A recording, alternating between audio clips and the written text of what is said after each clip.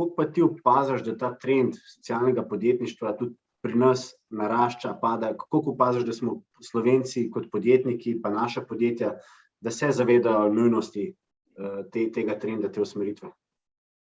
Mislim, če gremo gledati ponovno, jaz bom se mogoče malo gibal med social in impact entrepreneurshipom tukaj, ne.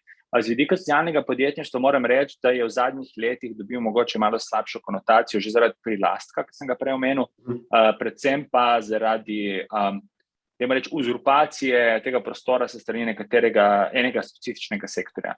In sam prihajam iz njega in to je sektor, ki je nevladen, in nekatere organizacije so pač enostavno mislene, da če bodo postale socialna podjetja, da bo avtomatsko denar kar začel prihajati k njim. Ker point socialnega podjetnika in podjetništva je, da ti še vedno na trgu prodajaš storitve in produkte.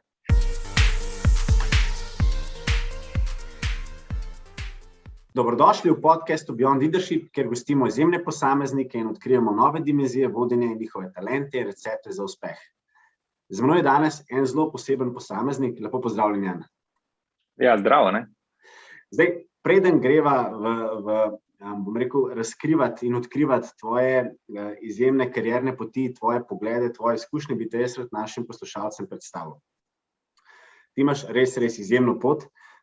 Se pravi, ti si inženir računalništva in informatike, imaš magisterij strateškega tržnega komuniciranja s poudarkom na socialnem marketingu in zaključuješ MBA na Ljubljanski ekonomski fakulteti, oziroma si zaključil MBA.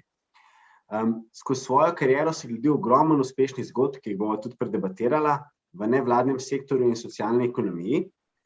Zadnja leta si osredotočen predvsem na razvoj sektorja podjetij z družbenim in okoljskim učinkom.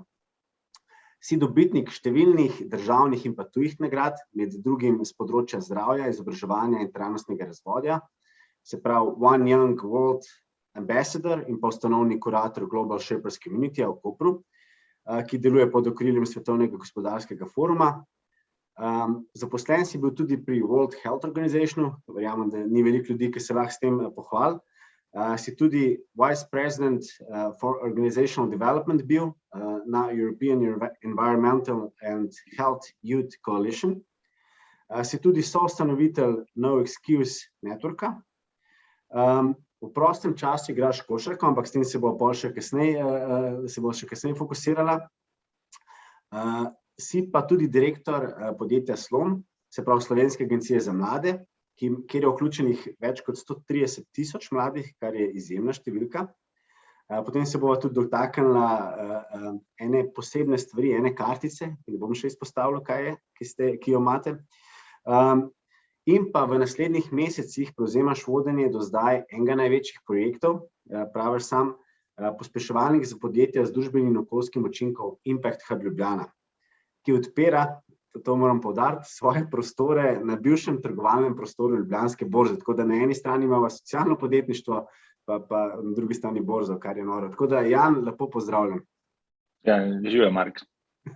Zdaj, ko gremo čez tvojo kariero, pa pogledamo vse te izjemne nazive, izjemne položaje, ki si jih imel, jaz zmeraj zastavim prvo vprašanje, in sicer, če bi se midva srečala v gimnaziji in bi bila sošolca, kakšen si bil? Si bil že takrat tak inovator, podjeten, si hotel spreminjati svet? Ja, če bi se srečala midva v gimnaziji, po mojem bi se midva ful zaštekala, če ne bi bila mogoče celo best buddy, vsaj z vidika najmih zadnjih srečanj si rečeš brother from another mother, ne. Drugače pa, tako, vsak gre neko svojo pot in jaz sem začel svojo pot v gimnaziji predvsem skozi takrat nam najbolj aktualna potovanja, ne. Želeli smo si ful potovati, Erasmus vsi poznate, ali nekateri ste celo uspeli imeti to super izkušnjo v tujini. To je bil nek predhodnik Erasmus programa, ker toliko sem pa že star, da to še ni obstajalo, ampak je pa bil nek program, ki se mu je reklo Mladina, oziroma kasneje Mladi v akciji. Takrat sem tudi ugotovil, da je delati družbeno dobro nekaj, kar me vsekakor veseli, ni mi pa nosilo nobenega denarja, oziroma, kakor jaz vedno pravim, ni obstajal še bankomat, pa zaenkrat še vedno ne obstaja, ki bi splačeval hvale, ne, pa ne seš hvala, pa ti da denar, ne.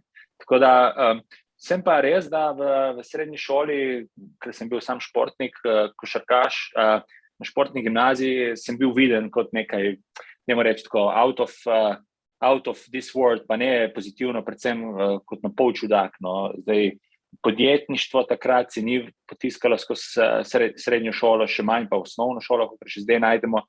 In lahko rečem, da ni bilo lahko, ni bilo enostavno. Kasneje, ko sem šel v Ljubljano študirati, sem gotovo, da je podobnih ljudi meni kar nekaj. In zdaj pa seveda ugotavljam, da vsi te, ki so malo bolj napredno razmišljajoči, pa tudi družbeno okoljsko odgovorni, jim je potrebno ponuditi priložnost že v srednji šoli pa prej. Daj mi povej, se pravi, ti si oseba, ki ima več klobukov na sebi, od tega, da si menedžer, vodiš podjetje, do tega, da si predsednik raznih združenj, do tega, da si tudi mentor in si zelo vpet v različne položaje. Kako se zorganiziraš? Kaj je tvoj cilj? A se v nedeljo pripraviš, a vsak dan za naprej? Daj nam malo razkriti te skrivnosti, ki jih imaš. Ja, ne mislim zdaj, če bi me vprašal pri 20, pri 25, 30 in 35, zdaj sem ustavil za naštevanjem let, ker bomo hitro ugotovili, koliko sem star. Ampak bi v vsakem obdobju odgovoril drugače. Jaz mislim, da me je definitivno formiralo obdobje 20. do 30. leta, ker zaradi tega, ker sem bil študent, skoraj da večni, kot opažate tudi po določenih titulah, so se te večinoma zvrstile zadnja leta, ne v tistem času 20 do 30 sem imel to možnost še vedno živeti študentsko življenje. In to pomeni, da ni bilo nekih obvez, ni bilo familije, kot nekateri recimo se odločijo že pred 30. Tako da lahko sem si privoščil tudi neko startupovstvo, lahko sem si privoščil tudi biti preko 250 dni na leto od doma, se pravi po svetu. In ja, takrat moram reči, da sem delal tudi po 16 ur na dan, oziroma tudi se je enkrat zgodilo, da sem v enem tednu mi je nekako ratalo narediti krepko čez 100 ur. Ampak govorim praktično z sobotami in nedeljami vred, petki, svetki. Po 30. letu najprej mi je en velik šok ruknil in to je, da sem bil prvi dan 30. leta, sem si rekel, oh my god, zdaj nisem več mlad, zdaj ne moram več bedarij delati. Drugo pa me je čisto fizično en šok ruknul, ko sem eno kronično bolezen fasal, ki nas največkrat take stvari prizemljijo. In ta bolezen, hvala Bogu, ni tako huda, da ne bi mogel živeti. Dosti ljudem, kolegom to recimo je manj prizaneseno, ampak jaz sem si rekel, nič, dovolj, redno se gibati, redno jesti, dovolj spati, predvsem pa vikende, petke, svetke ne več delati, če le možno, seveda. Kaj je pripeljalo do tega, da sem mogel narediti nek filter, mogel sem reči, kaj mi je pomembno, kaj mi je manj pomembno, in moram reči, da sem večkrat rekel ne kot ja, čeprav sem pred 30 letom dostikrat vsem stvarem rekel ja, toliko, da so me začeli jaz men imenovati. Tako da moram reči, da moja organiziranost zdaj je kar dobra. Če ne bi res toliko pušnil do 30. leta, ne bi imel dovolj velike ekipe, da bi stvari sam prevzemele. Sem pa zelo vesel, da sem na tem strateškem nivoju zelo aktiven, ker na taktičnem in operativnem me skoraj da več ni, ker če bi bil, bi pa lahko sem še barako zaprl. Super, se strinjam. Tudi jaz sem bil yes man, kot si lepo spostavil, in se mi zdi, da z leti, ko pridobiš izkušnje, se naučiš ceniti svoj čas in znaš tudi reči ne. Tako je. Dajmo se dotakniti eni stvari, kjer si ti absolutno pionir, pa tudi lahko bi rekel oče. Absolutno tudi ne samo v Sloveniji, ampak mislim, da tudi globalno si bil eden izmed večjih pobudnikov, ki je to zelo porival naprej, in sicer to je socialno podjetništvo. In me zanima, velikokrat, ko slišimo socialno podjetništvo, enostavno vsi ljudje pomislijo, to je pa spet podjetje, ki gre zelo družbeno odgovorno, in dejansko pa pozabljajo, da to je še zmeraj podjetništvo, se pravi dobiček je še zmeraj neko vodilo. Daj nam malo predstav, kaj je to sploh socialno podjetništvo, da bojo ljudje, da bomo vsi spoznali. Mislim, na začetku naj te samo popravim, da hvala, da me kličeš, da sem oče tega, ampak začetki socialnega podjetništva segajo leto 2001, ko sem bil najstnik. In takrat je Mohamed Yunus dobil Nobelovo nagrado za to in je tudi vse, ki bi jih zanimalo, si lahko preberete dosti njegovih knjig, ki ne sejo, ampak zelo poljudno napisal, da če hočemo kadarkoli spremeniti svet na boljše, mi imamo dve možnosti, ali naredimo revolucijo, kar večini ljudem ne paše in tudi on je ne podpira, ali pa gremo v reformacijo kapitalizma, kakor ga poznamo. In dejansko verjamemo, da na srednji dolgi rok je potrebno narediti tako spremembo v glavah in nasploh v, dajmo reči, naših biznis modelih, kjer implicitno je naš dobiček in implicitno je naš prihodek pogojen s tem, koliko družbeno in okoljsko odgovorno delamo. Ena stvar je sigurno vezana vezana na to, ali smo, zero carbon ali pa carbon neutral, ne, kar je sicer en od načinov, da ne dela škode, predvsem pa velja vzpostaviti primere dobrih praks, ki pa delajo družbeno-okoljsko dobro in s tem služijo. Recimo, en tak dober primer je Clean the Ocean projekt, ki ga skoraj vsi poznamo, ki s tem, da pač enormno služi in prevlaga dobičke v dodatno čiščenje oceanov, poskrbi, da bomo imeli manj plastike v oceanih in s tem v naših telesih. Da pa tudi se poklonim mogoče res nekaterim očetom socialnega podjetništva v Sloveniji. Ključno je izpostaviti, da se je od leta 2012 zakon o tem sprejel v Sloveniji. Moram reči, da je idealen zakon, ki ga je Slapnik napisal takrat, je bil po mojem mnenju zelo dober, ampak se je skozi razne parlamentarne demokratične procese čisto zgubil in smo na koncu dobili eno napol skropucalo, ki se je med tem popravilo, ampak zgodilo se je pa tudi to, da se je napačno interpretiralo socialno podjetništvo in ga v nekem posttranzicijskem obdobju, ki smo mu deležni v Sloveniji že zadnjih 30 let, smo ga razumeli kot nek levi prilastek zgolj in to socialni problem, socialno usmerjeno in kot si sam rekel, socialno podjetništvo v ožji definiciji pomeni neprofitno, ampak to ne pomeni nepridobitno. To pomeni, delaš dobiček, nič ni narobe z nagradami, nič ni narobe z dobro plačo, še več, poglejmo Zahod, ki pač ima dobre social enterprise, kjer so ljudje grejo praktično iz Microsofta tam delati še za boljšo plačo, predvsem pa prevlagaš ta dobiček v razvoj sektorja in razvoj svoje organizacije, kar pa roko na srce de facto prvih 7 let večina podjetij tudi, ki je profitnih dela. Super. Dajva se dotakniti še ene izjemne stvari, ki ste jo z ekipo kreirali lansko leto in to je sicer Social Impact Awards. To je prva taka nagrada v Sloveniji, pa nam malo predstavno. Vem, da je bilo zelo uspešno, tudi odziv je fantastičen, vem, da boste letos še naredili in tako naprej. Ja, mislim, Social Impact Award je mednarodna nagrada, ki je za čuda v Slovenijo prišla šele 10 let potem, ko je v svetu nastala. Jaz sem bil prepričan, da pri nas to poteka, ker vem, da je pred leti en akcelerator v Sloveniji to poskušal, pa mu na koncu nekako ni uspelo ali pa se je odločil, da ne bo tega počel. Ampak Social Impact Award je praktično to, kar sem zdaj povedal, da nagrajuje predvsem mlade start-upe na nekem čisto kontemplacijskem nivoju, neke idejnega razvoja pred scale-upom, zato, da mu da nek začetni push, da to, kar dela dobro. Mislim, Social Impact Award ni samo nagrada, ne? Ker če bila samo nagrada, pol ljudi se ne bi prijavilo. Gre za mentorski program, gre za inkubacijski program, najbolj od vsega pa razvija kulturo socialnega in impact podjetništva.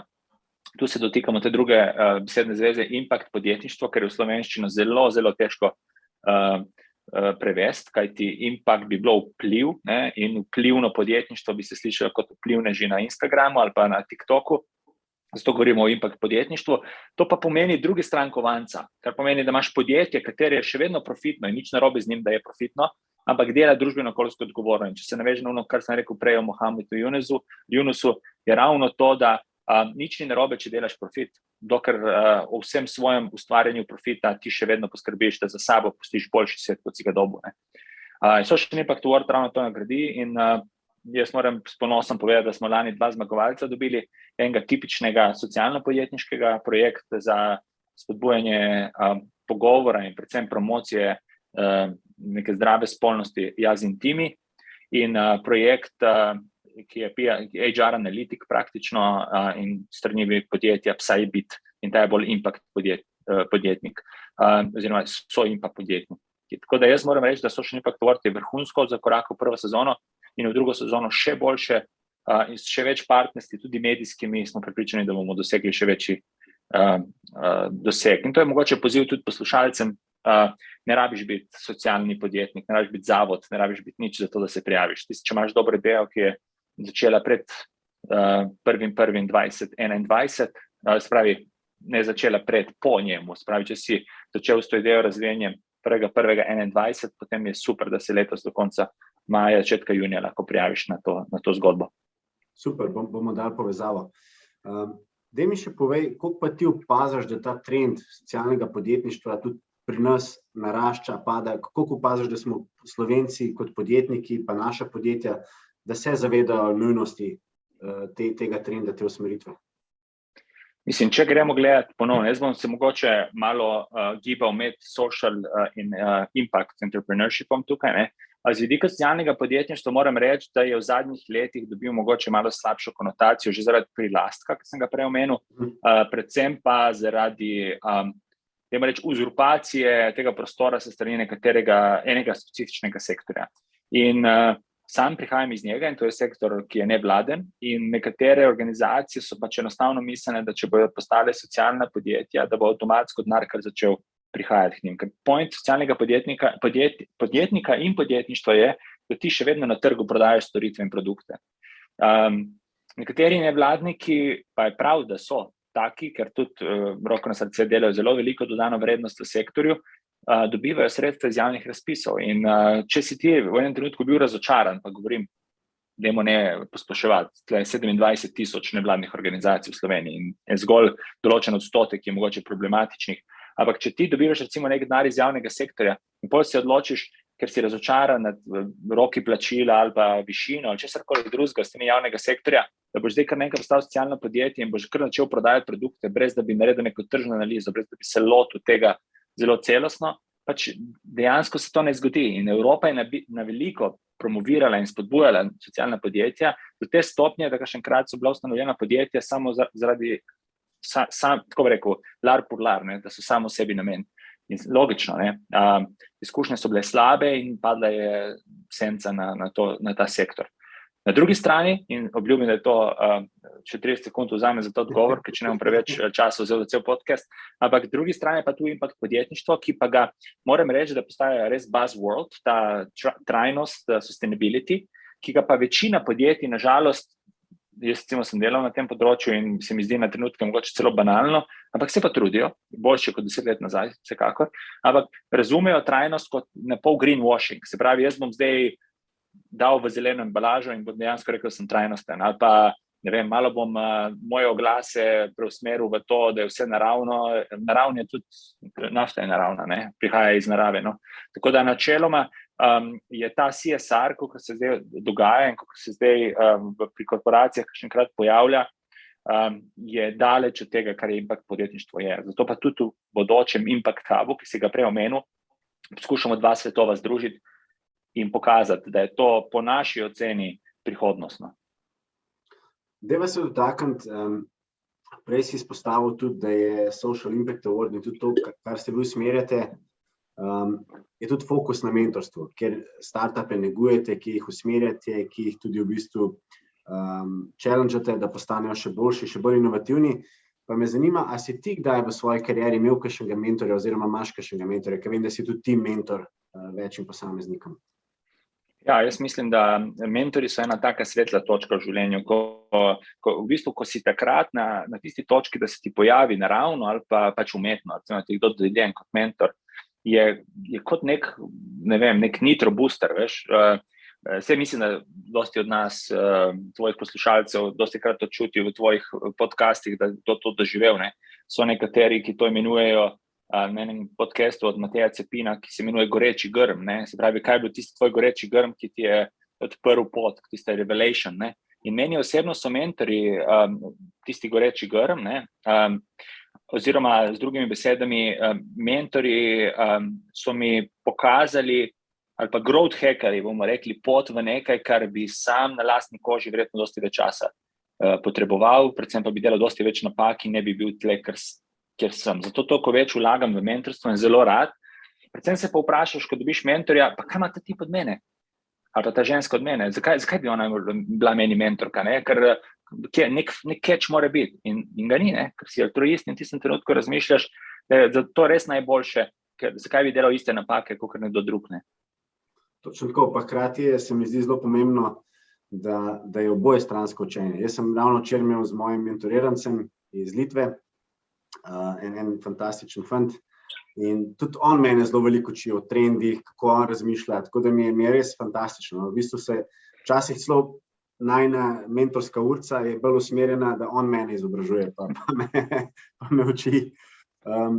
Dajva se dotakniti še Sloma, sicer Slovenske agencije za mlade, kjer si tudi direktor in imaš zelo, zelo dobro ekipo, si me tudi spoznal.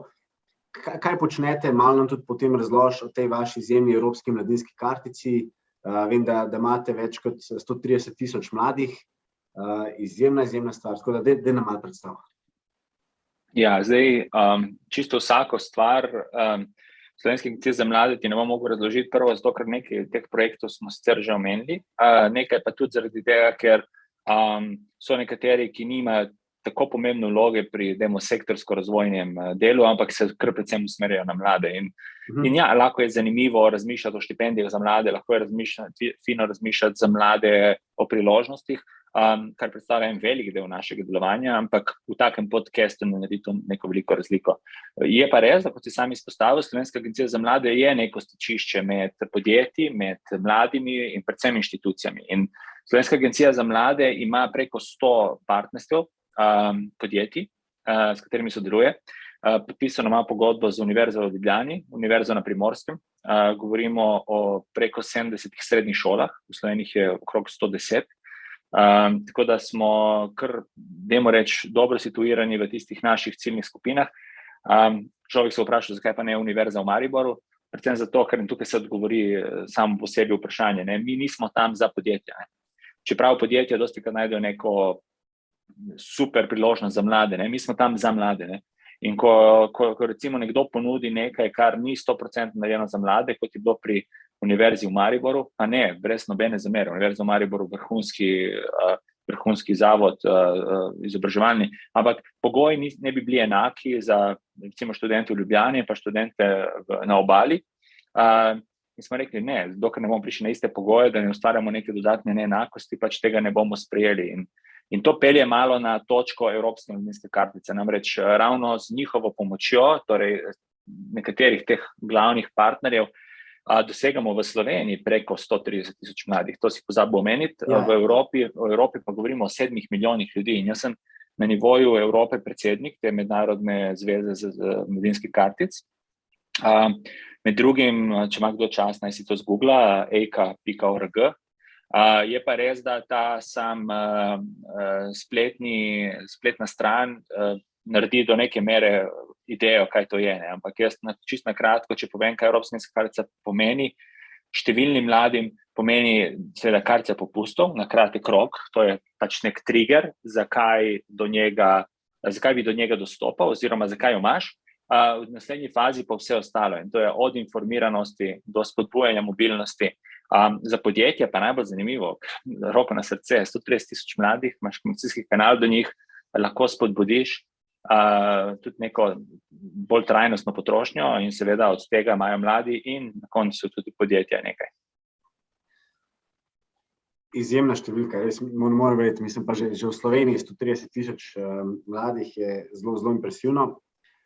Dajva se vtakniti, ti si že več ekip postavil, več ekip si vodil, pa tudi ekipo, ki imaš zdaj, je res fantastična. Pa me zanima, ko si postavil ekipe, kaj so bile glavne lastnosti, na katere si bil pozoren, katere si iskal oziroma želel imeti v ekipi?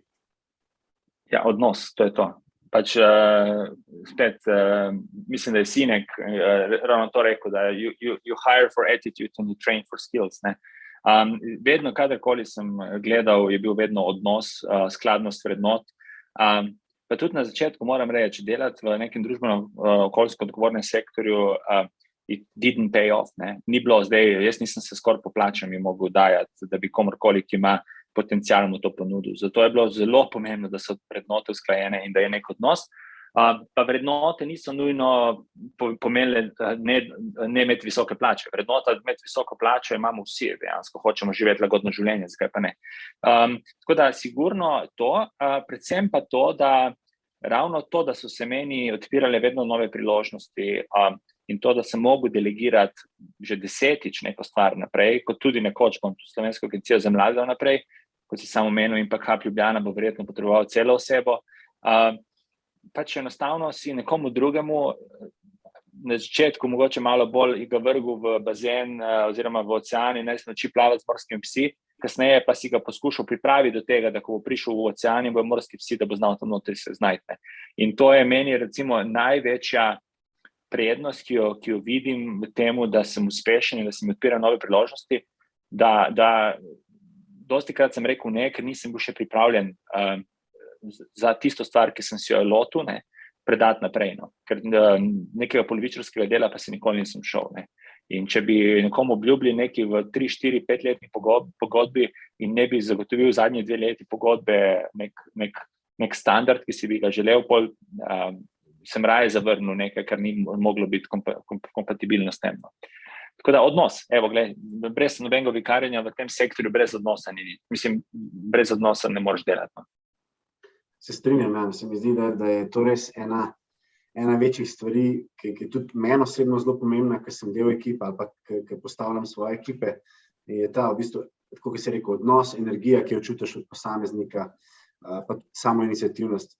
Dajva se vtakniti na drugi strani, se pravi, zdaj sva šla v ekipe, na drugi strani me pa zanima, jaz tudi zmeraj rad malo potipam, bom rekel, ekipo od osebe, ki jo imam na podcastu, da probam dobiti še njihov pogled, pa moram reči, da so vsi zelo navdušeni nad tabo, te zelo cenijo, spoštujejo in so zelo veseli, da so del tvoje ekipe, pa me zanima, kaj pa iz vidika vodje misliš, da so tvoje dobre lastnosti, pa da so pomembne lastnosti današnjega vodje?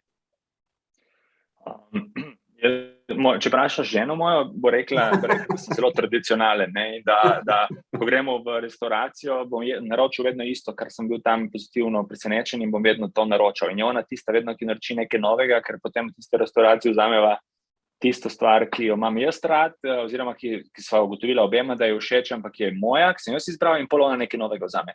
Zakaj sem to navezal? Ker sem v službi čisto obraten. Ne? In to je tako, ne? Ljudje, ki so super organizirani v službi, imajo pa doma vse razmetano. Ne? Tukaj sem jaz zelo odprto glav, kar pomeni, nisem sicer early adopter za vse možne zadeve, ker me kdaj po glavi, to že v preteklosti teplo po glavi, sem pa sigurno med tistimi prvimi 30%, ko nekaj prevzamemo in do zdaj it did pay off well. Zdaj, po mojem mnenju, dober vodja mora biti servant leadershipa, se pravi, ti nisi tam zato, da nekomu diktiraš, kaj ne dela, ampak delaš za njih, kako ti lahko jaz pomagam. In tle imajo v anglosaškem svetu zelo dobro besedo public servant, ne? Se pravi, jaz sem tam zato, da tebi služim, ne pa da obratno.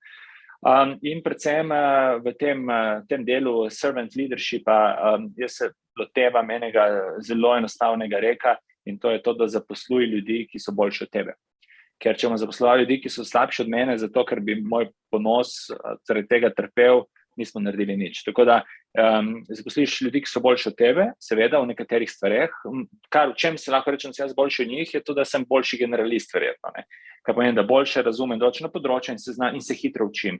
Ne bom pa nikoli boljši kot oni, ker se zato jih tudi zaposlil. Ne? Hkrati pa ljudje, ki rastejo, ki imajo nek potencial, jim daj priložnost, pa saj sam veš. Ne? Ko imaš dovolj povezav, je ta fast forward funkcija res najboljša in ljudje, če imajo pravi odnos, to znajo upravičiti. No? In takim ljudem sem že parim zelo velike in uspešne pozicije zrihtal, seveda v malo drugačnem sektorju, kot jih rihtaš večinoma ti.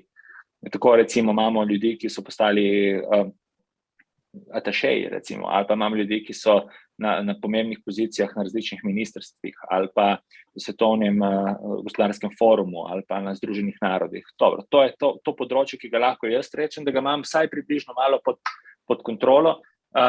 Definitivno pa sem sigurno vrata odprl tudi s kakšnimi dobrimi povezavami. Nenazadnje, dobra povezava si tudi ti še komu, ki je bil res uspešen. In tu so recimo inkubiranci naši sigurno dobili odprta vrata tudi v kakšni korporaciji, ki je bila naš podpornik. No. Super. Se strinjam. In se pravi, meni je blazno všeč tvoje razmišljanje, tako kot si prej omenil, ko se srečaš z kakšno osebo, ki te fascinira in imaš občutek, da se poznaš že kar nekaj časa, že od prejšnjega življenja. Ena stvar, ki sem te hotel vprašati, me zelo zanima tudi tvoj pogled. Zdaj, ti si bil tudi na Erasmusu, pa hkrati te je tudi tvoja kariera peljala do tega, da si bil, bova rekla, skoraj 70% ali pa še več časa na letalih v tujini. Pa me zanima, koliko se ti zdi danes pomembno, ko živimo v zelo globalnem svetu, ta nota tujine. Se mi zdi, da ogromno Slovencev še zmeraj razmišlja, če bi šli v tujino na izmenjavo, bi šli v tujino probati kariero, pa se mogoče kakšni ustrašijo. Kako ti gledaš na to? Koliko se ti zdi to pomembno, da dobiš ta globalni mindset? Mogoče, če bi me 2019 vprašal, bi ti rekel, posod je lepo, najlepše doma. Ne? Zdaj, po tem, ko smo videli, da se dosti stvari da nadaljavo narediti, pa bi šel prej delati v tujino. Samo ta 700 leta, ko sem bil na letalih v tujini, sem bil skoraj 100 držav. Dosti moram reči, da sem na začetku tudi prvih takih priložnosti za govore ali pa za neke sestanke jemal tudi zaradi lokacije, niti ne toliko zaradi cilja, kaj bi bilo treba tam doseči. Zadnje leto sem to pa zelo filtriral in se hvala Bogu znižal na najbolj esencialne poti, še posebej odkar sem moče. Ne? In zelo rad si želim biti doma tudi z družino in s malim, spravi ženo in s malim. Po drugi strani pa da ti si tudi dosti sveta videl in tudi ti verjetno mi bi potrdil, da kamorkoli greš po svetu, nisem bil še na Novi Zelandiji, pravi, da je drugače, ampak sicer vsaj kjerkoli v Evropi sem bil, pa Severni Ameriki, večino se vsi pritožujejo nad sistemom, pritožujejo nad politiko. Ta beseda samo prenesena v druge jezike oziroma besedna zveza čim prej ven se pojavlja praktično povsod. In pol je najbolj zanimivo, da recimo greš v neko državo čim prej ven. Primer, kolegica se je preselila v Belgijo, zato ker čim prej ven iz Slovenije in v Belgiji zdaj praktično je sprejela enako danost, kot ima v Sloveniji, in to je, da živimo v takem svetu, kjer imamo politike, sam pač medije ne spremljajo v flamščini in je pač zaradi tega ne sekirajo toliko. Tako da moje mnenje je, da smo v globalnem svetu praktično bolj podobni en drugemu kadarkoli prej. Delati v tujini ti da sigurno eno širino in če izbiram med vsemi državami sveta, kjer sem kadarkoli bil in delal, bi delal v Sloveniji. Ne glede na to, tudi s plačo slovensko, menedžersko, pa ne govorim 3000 neto plus, ampak dajmo reči med 2 pa 3000 evrov živiš tako lagodno življenje, kot nobeni drugi državi ne moreš.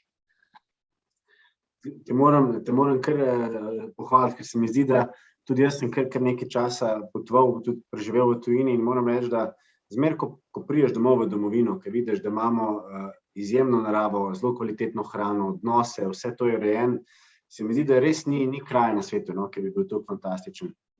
Hkrati je pa prednost, veliko ljudi izpostavlja to majhnost kot negativno oziroma slabo, meni je pa to velika prednost, ker dejansko se vsi na nek način poznamo oziroma lahko skoraj prideš do vsake osebe v 2 korakih in se ti lahko vrata zelo hitro odprejo. Ful ni pričakovanja. Veš kaj, tudi moram reči, nad Slovenijo ni takih pričakovanj, kot ljudi, ki končajo, ne vem, ko končajo recimo neko ful prestižno šolo v Franciji ali pa, ne vem, Oxford, Cambridge, ne. Tukaj je dejansko, they're not expecting much in vsaka zadeva, ki jo narediš, je presežek. Predvsem pa je država tako majhna, da kar hitro lahko zrasteš in prideš blizu inštitucijam, blizu velikim playerjem in je tisti odnos, ki odpira vrata. No? V drugih državah praktično je ta, kako bi rekel v slovenščini, ta podedovanost pozicije in podedovanost nekega ranga v družbi dosti bolj prisotna kot tukaj. Ti lahko si štartal kot kmet tukaj in si lahko jutri imel uspešno podjetje. Ne? Saj ne rečem, da je dream can come true tudi v zahodnem svetu, ampak je dosti težje kot tukaj. Imaš pa potem druge težave, tudi da ne moreš tako hitro scale-upati, kot tam, kot je enkrat rata. Ne? To je pa res, manjši trg. Deva se še dotakniti, ker me blazno fasciniraš, in sicer, a je bil v tvoji karieri ali pa v tvojem življenju kakšen trenutek, Američani temu dostikrat pravijo, da aha moment, ker si se pa ti zavedel, to je to, kar hočem početi. Jaz hočem biti del tega v bistvu socialnega oziroma impact podjetništva, hočem to kreirati, hočem to dvigniti na višji nivo, hočemo zaveščati. Meni ljudje večino iz sektorja poznajo kot osebo, ki je delala na zdravju in trajnostnem razvoju. Tako da jaz ravno ta aha moment, ki sem ga doživel, se ni zgodil takrat, ko je dejansko se zgodil ta dogodek, ampak šele takrat, ko par let kasneje sem za nazaj na njega pogledal. In to je, mi smo tik pred korono najemali ene pisarne na Gregorčičevi v Ljubljani. Ne? In takrat sem zelo metaforično spadal, ampak dejansko se je zgodilo. Jaz sem za vse svoje konference, kjer sem govoril, pa verjemi mi, to je bil cel čank na knjižni polici badgeov, sem jih v bistvu zbiral, ne? Na neke mere kot nek trofeja, ne, kjer sem vse bil govorec. Ne. In jaz sem tisto dal eno škatlo in sem rekel, vidite, v novi pisarni bomo dali to ven, bomo spet razstavili. Ne. In vmes je bila korona, dobro leto in pol smo bili delali daljavo, kar mi je super prišlo. To je tako na ključe, da bolj ne bi moglo. Mi dejansko pisarno smo zaprli tik pred zdajci, ki smo se mislili seliti. In pol v tem enem letu in pol se je zgodila korona, mi nismo rabili nič najemati in smo investirali v borzo, tako sem tudi med drugim prej rekel. In ko sem jaz prišel in začel odpakirati lani, 22. avgusta, tisto škatlo in sem jaz začel, tega jaz nisem vrgel stran, ker mi je bilo pomembno, torej zdaj bom dal gor, mi ni pomembno to več. Ne? In ta trenutek se mi je zgodil, da v bistvu jaz ves ta čas, kar sem počel in kar sem užival, javno nastopanje, spoznavati ljudi, ampak to je tako. Ne? Jaz sem ves čas počel sektorsko razvojnost na področju zdravja in trajnostnega razvoja in se omejeval mogoče z področjem zdravja in trajnostnega razvoja, ko pa znanje, ki ga imam, oziroma veščine in odnos, ki jih imam, lahko pomagajo na širšem področju. In evo, takrat je bil ta moment, da se je zgodilo že v tistem trenutku, ko sem zapakiral škatlo in ko sem odprl, sem gotovo, da v bistvu tistega več ne rabim in lahko pustim v škatli. Ne. Tako da, kakšnekrat se stvari zgodijo z namenom.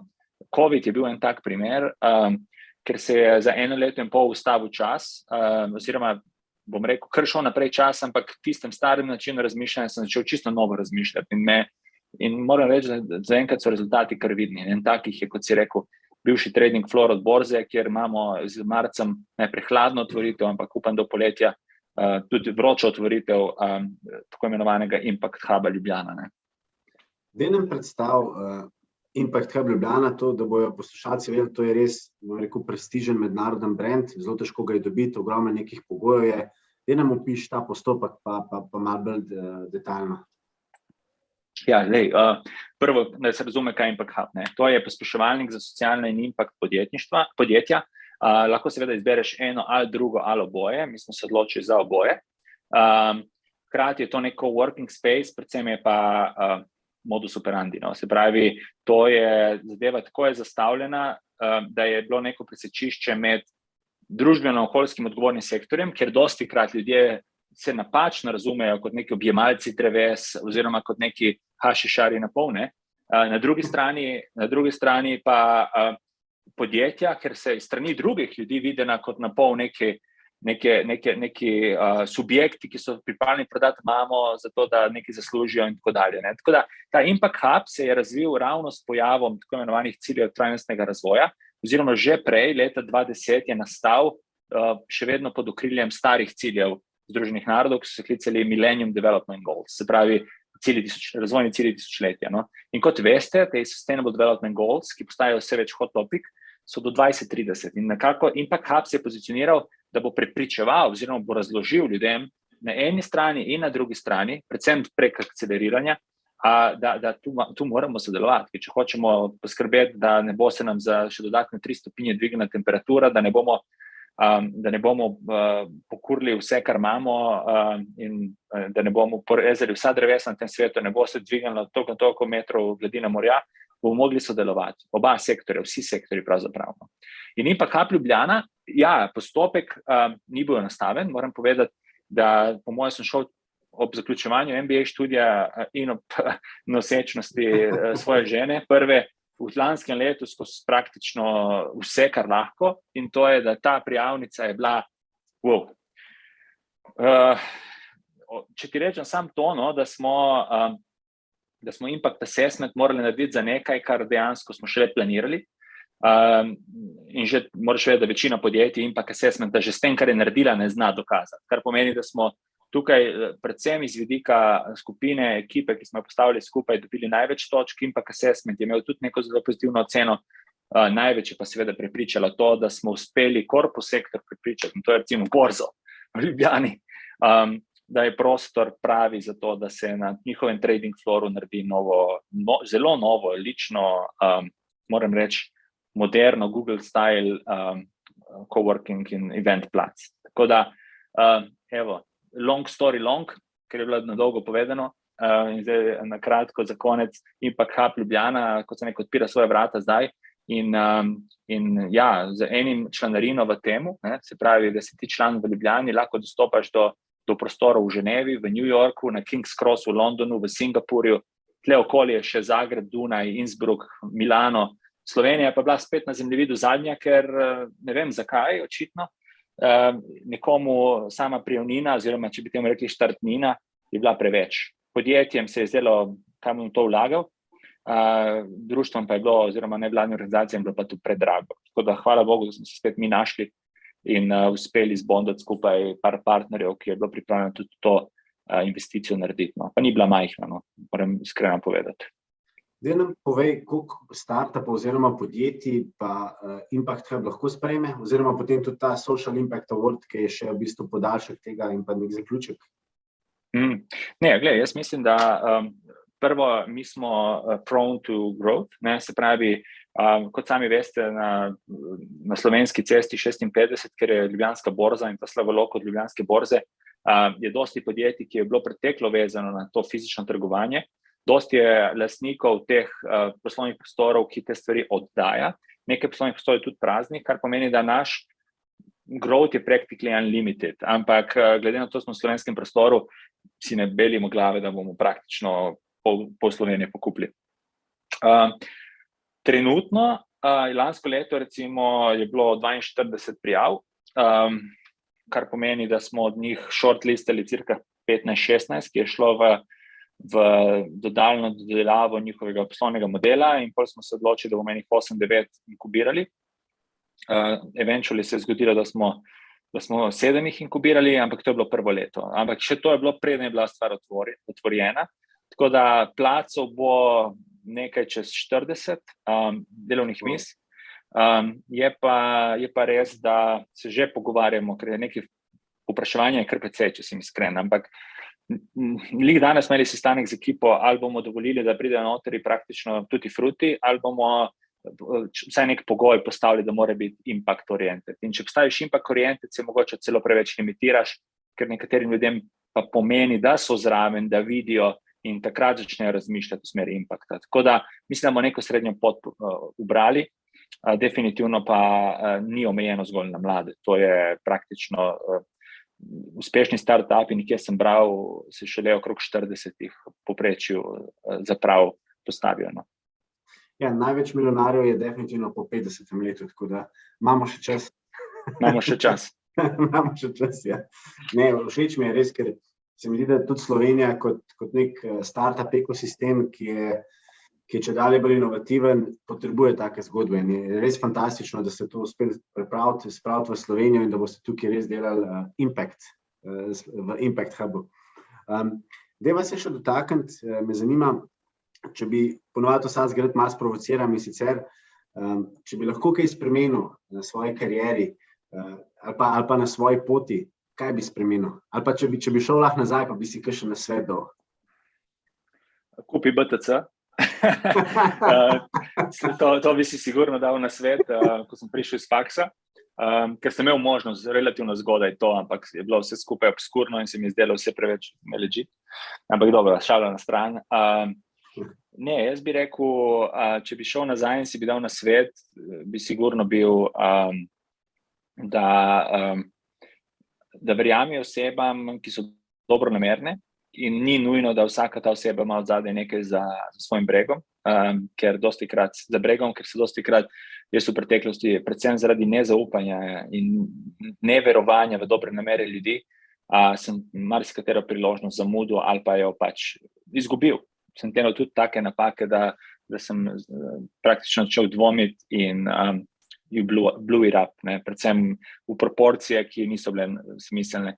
Jaz verjamem v dobro ljudi, jaz verjamem, da so ljudje v osnovi dobri, je okolje, ki jih oblikuje v mogoče preračunljive, predvsem pa, da verjamem, da se dobro dobremu vrača in predvsem verjamem, da paid forward deluje. Se pravi, kot sem že prej za mentorstvo povedal, jaz se ne ukvarjam s tem, kaj bom dobil to ene osebe nazaj, če mu dam neko mentorsko podporo, ne. Kot tudi se ne ukvarjam s tem, če ugotovim, da je neko podjetje, ki je čisto na začetku in nič jaz nimam neposredno od njega, ne. Jaz to tudi naše zaposlene učim, moram reči, da easier said than done, ne, še posebej, če nisi na strateški poziciji, ko si lahko sam po sebi preusmerjaš čas, kakor želiš, ali pa po večini, kakor želiš, no. Tako da ja, to bi si povedal, verjami ljudem, zaupaj ljudem, v osnovi so dobri, še vedno pa najdemo 1% psihopatov, ki pa jih je povsod, no. Tako da nimam kaj narediti, če tiste srečaš, se pač obrni se in zbeži stran, ne? Kar zmorejo podplati. Huda pravljica. Ta je taka čista zelo aktualna, ker tam malemu pojemo to dosti. Top. Daj mi povej, kako pa v tem digitalno zelo hitrem, bom rekel, stresnem življenju poskrbiš za sprostitev, za stres management, recimo temu? Ja, prvo je logično, ko sem že omenil, košarka mi je ful predstavljala sprostitev v preteklosti, dokler jaz sem se poškodoval relativno zgodaj v svoji karieri in sem tudi večinoma streetball poligral.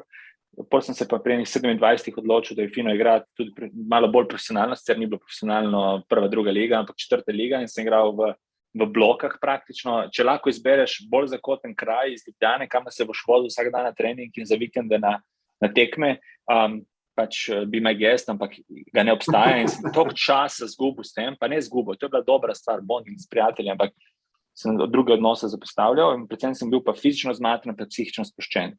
Tako da, pol pa sem tudi zaradi prej omenjene kronične bolezni v enem trenutku moral to nehati. Je pa največja investicija in če katerim poslušalcu lahko pomaga to, je bila, pa nisem verjel te stvari, je bila tečaj transcendentalne meditacije. No.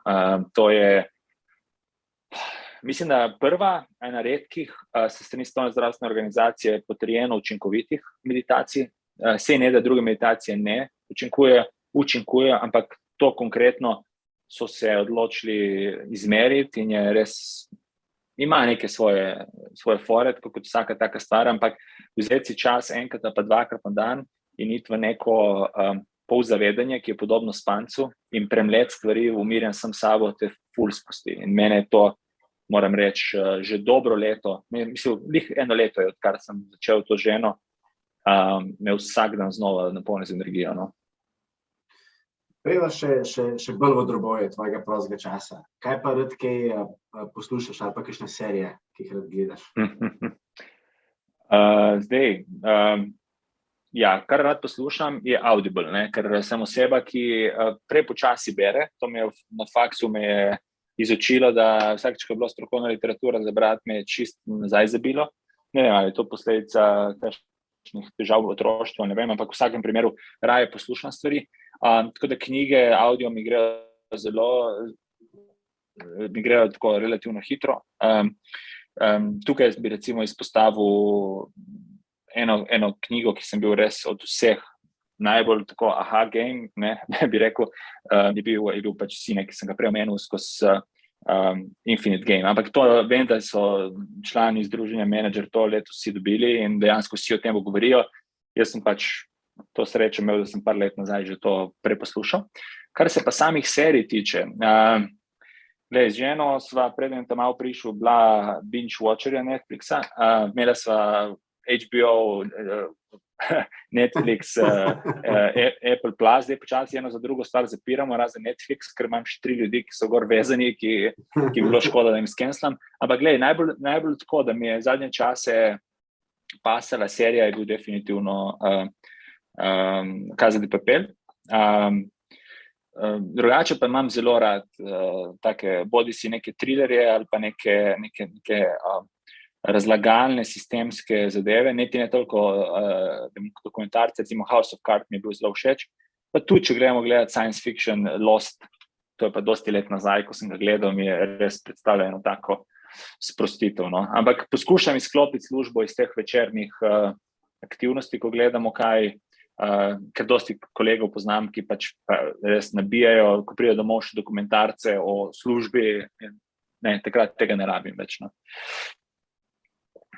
Peva korak naprej in sicer za najljubšo hrano si izpostavil kruhovi cmoki s slivami, brez sliv. To je ena taka stvar, ki me od malega, jaz sem vedno Nona, ko je delala, jaz mi s tem rečemo na obali njoki, čeprav njoki so drugače, kot razumemo tudi na obali druge tipe njoka, ampak mi temu rečemo kruhovi njoki, kar smo enostavno jih big time divorirali, ko smo bili mlajši. Se je pa zgodilo to, da sem jaz vedno dajal ven slive, ne? In pol Nona enkrat rekla, pa ti bomo naredil brez sliv, ne? In pol sem enkrat naredil brez sliv in mi ni bilo dobro. Da je bil tisti okus, ki je bil napojen, nisem mi pa všeč tiste kisle slive noter. In te tega lahko pojem toliko, da imam še poseben želodec sam za to hrano. No. Moram pa reči, da je bil eden od razlogov, zakaj sem po koncu basketa tudi dobil največ kili, so bili ravno te kruhovi cmoki. No.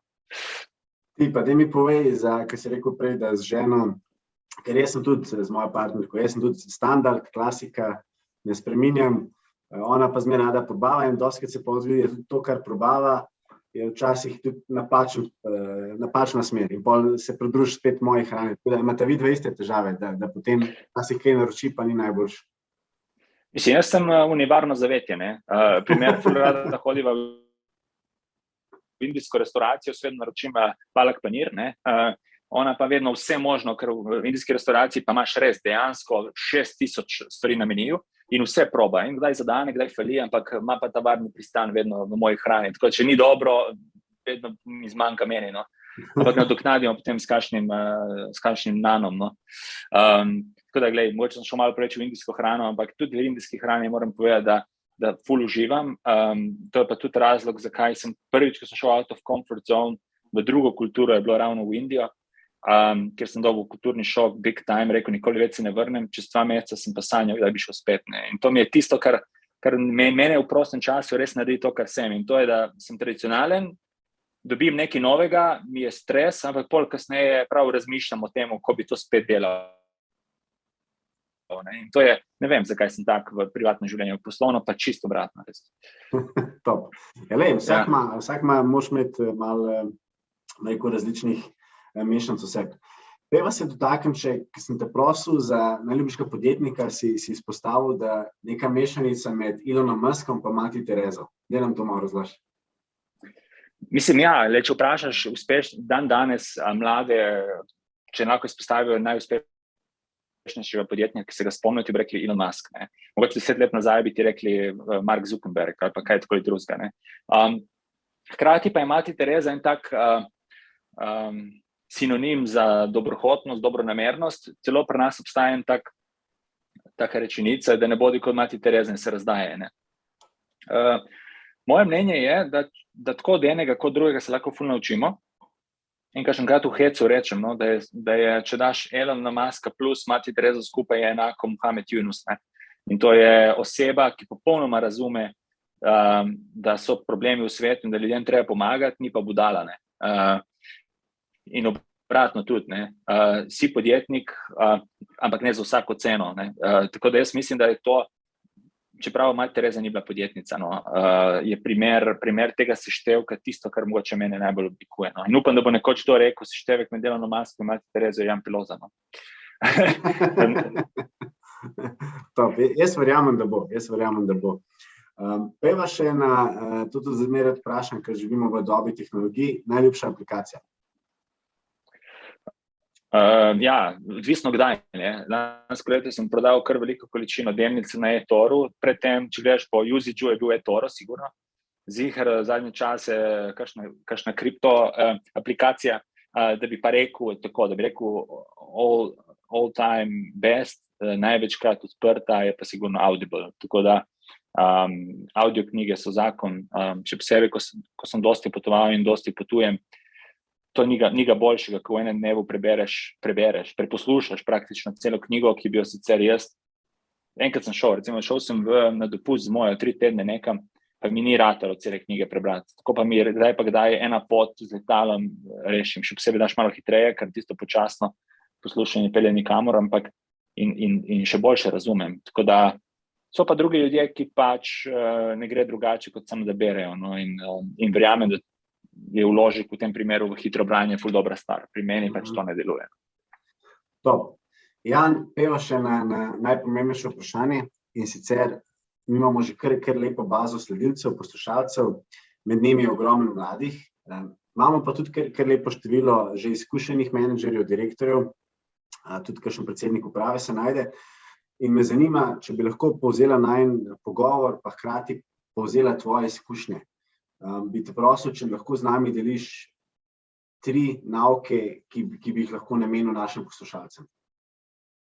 Mislim, če povzamem iz današnjega sestanka, je to, iz sestankih in je petek, da me je čist že. Ne, iz današnjega pogovora sigurno en bi bil, da paid forward. To je ena od stvari, ki nujno jih izpostavim kot kadarkoli si v temi in ne veš, v katero smer se obrnem, ti je luč na koncu tunela vedno paid forward, altruizem, ker mislim, da je to zelo nalezljivo, predvsem pa ljudje, ki so v trenutnem svetu kaj dosegli, to hitro vidijo in opazijo. Pa ne zato, da bi hekal sistem in bil ful neki nasilo altruističen, to ne bo šlo. Pač predvsem bodi iskreno altruističen. Druga stvar, ki sem jo izpostavil, je hire for attitude, ne? Se pravi, seveda ne moreš samo za attitude, moraš imeti tudi kakšne strokovnjake, logično, in tudi specialiste na področju, ampak attitude je ključen, ker na koncu vse, kar ostane v krizi, je odnos, ki ga imaš, in smo že probali drugače in smo se opekli. Tretja pa se mi zdi nauk, vsaj pri meni, mogoče iz vidika, pa niti ni nauk, bolj kot ne sporočilo za naprej. Jaz mislim, da transformacija v impact podjetništvo s strani podjetij se bo moralo zgoditi. In to prej, ko se bo zgodilo, večjo tekmovalno prednost boste imeli. Že zdaj nekateri to uspešno delajo, nekateri naši dobri partnerji to odlično delajo, ampak nekateri ga probajo, predvsem pa probajo shekati sistem, ne, ali pa poskušajo ljudi malo preslepiti. In pač ljudje to opazijo. No? Tako da jaz mislim, da tisti, ki boste investirali, čeprav ni še to mainstream, zdaj v to boste imeli 5 do 7 let prednosti pred ostalimi. In te, ki so mednarodne korporacije, ki to že delajo, pri nas v Sloveniji par takih, vam to impact podjetništvo bo prineslo na dolgi rok tisto, kar je Elon Musk v oranje ledine z električnim avtomobilom prineslo. Lahko si poslušate še enkrat ta podcast čez 29 let ali pa 28 let, ko bo 2050, pa si boste rekli, imel Jan prav ali ne. No. Takrat, če sem imel prav, dajte mi nakazati MBTC. No. Kaj bo že preveč vredno. Ja, sej to. Super. Jan, jaz bi se ti še enkrat zahvalil za tvoje izjemne poglede, izkušnje, ker si delil z nami izjemne zgodbe. Dragi poslušalci, še enkrat z nami je bil Jan Peloza, podjetnik, inovator, mentor. Jaz bom vse rekel, zame si pionir socialnega pa impact podjetništva. Si izjemna oseba, ki si pripeljal in pa postavil Slovenijo na zemljevid tudi s pomočjo Impact Huba Ljubljana. Tako da še enkrat čestitam. Jaz vem, da leta 2050 bomo absolutno še enkrat poslušali ta podcast, zdaj si bom dal prav reminder. Super. Jan, še enkrat res hvala za vse, ki si se čas in sem zelo počaščen, da si nam delil z nami te izjemne poglede. Hvala tebi, Mark, za vabilo in srečno tudi na vseh tvojih poslovnih poteh in upam, da se kmalu spet vidimo. Spremljajte nas na vseh 13 kanalih, kot so Spotify, Apple, Google, Castbox in pa tudi YouTube, LinkedIn, Instagram in pa Facebook. Kjer imamo že ogromno skupnost, kjer nas je preko 2000. Imamo pa tudi novo spletno stran beyondleadership.si. Se že veselimo vaših novih poslušanj in pa dogodivščin.